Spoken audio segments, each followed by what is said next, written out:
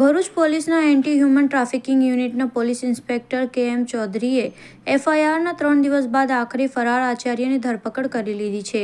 ભરૂચની Saint Xavier સ્કૂલના in charge principal Kamlesh Raval પર શાળાની એક વિદ્યાર્થીની સાથે અયોગ્ય વર્તન કરવાનો આરોપ મુકાયો છે.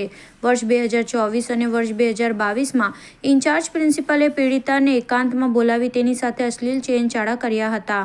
2 વાર શિકાર બન્યા બાદ કિશોરીએ પરિવારને જાણ કરતા મામલો ભરૂચ બી ડિવિઝન પોલીસ સ્ટેશનના ચોપડે ચડ્યો હતો. દુષ્કર્મ અને પોક્સો હેઠળ બાળકીના પરિવારે ફરિયાદ નોંધાવતા એએસટીયુની ટીમે તપાસ શરૂ કરી હતી. મધ્ય અને ઉત્તર ગુજરાત તરફ તપાસનો દોર લંબાવ્યા બાદ આખરે હવસખોર આચાર્ય કમલેશ રાવળની ધરપકડમાં પોલીસને સફળતા સાંપડી છે, જેને લોકઅપના સળિયા પાછળ ધકેલાયો છે.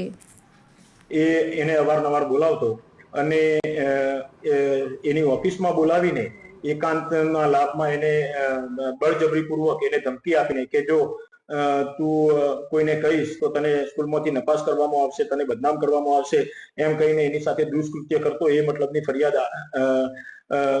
મુજબ તપાસમાં પુરાવા મળેલા અને તપાસ દરમિયાન આ આરોપી દ્વારા આ જે 16 વર્ષની વિદ્યાર્થીની છે એને વોટ્સએપ મેસેજીસ પણ બહુ ગંદી ભાષામાં કરતો હતો.